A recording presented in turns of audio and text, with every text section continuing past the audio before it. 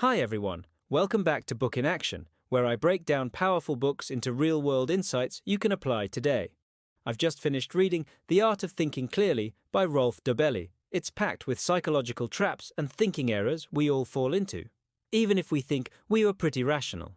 Today, I'm sharing the core lessons from this eye-opening book, so let's dive right in.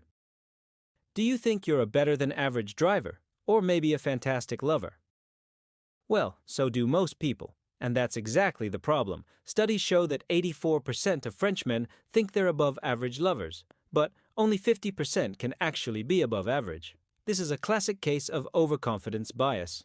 We tend to credit our success to skill and blame failures on everything else. A simple way to fight this? Ask a brutally honest friend to give you feedback on your real strengths and weaknesses. Ever seen someone roll dice harder to get a better number? That's the illusion of control. We like to think we're in charge, even when we're not. Placebo buttons at crosswalks or elevators don't work, but they feel like they do, giving us a false sense of influence. And when it comes to predictions, even so-called experts do barely better than chance. The takeaway? Focus on what you can control and let go of the rest. Why do we clap at concerts? Often it's because others do, not because we felt like it. This is called social proof, and it's built into our survival instinct. Back in the caveman days, if the tribe ran, you ran too, or you'd get eaten. In modern life, it leads to groupthink, where we silence our doubts to stay part of the crowd. But staying silent can be dangerous. Just ask Swiss Air, whose groupthink led to their collapse. Think your first impressions are always right. Be careful, that's likely confirmation bias at work. We filter information to fit what we already believe.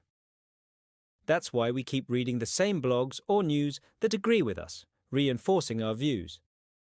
To grow, seek out opposing viewpoints. It's uncomfortable, but essential if we want to think clearly. Ever felt invisible next to your good-looking friend at a club? That's the contrast effect. We don't judge things in isolation, we compare. And when something is scarce, like cookies in a nearly empty jar, we assume it's more valuable.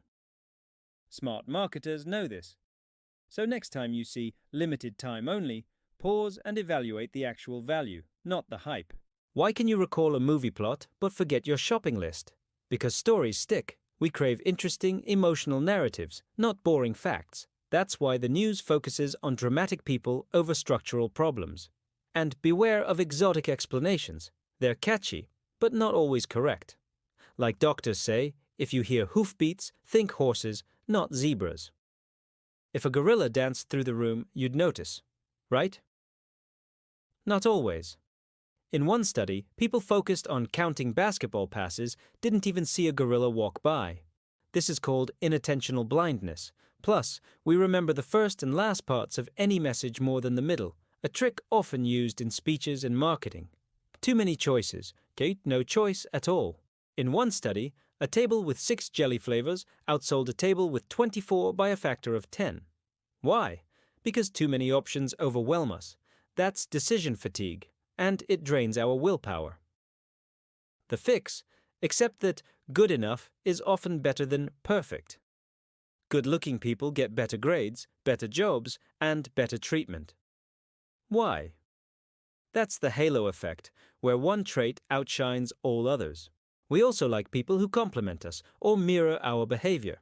So don't be too quick to trust your instincts. Looks and flattery can be deceiving. Are you for or against genetically modified food?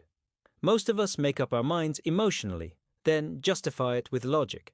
But real rationality takes work, listing pros, cons, probabilities, and weighing them all. In truth, our decisions are driven more by gut feelings than spreadsheets.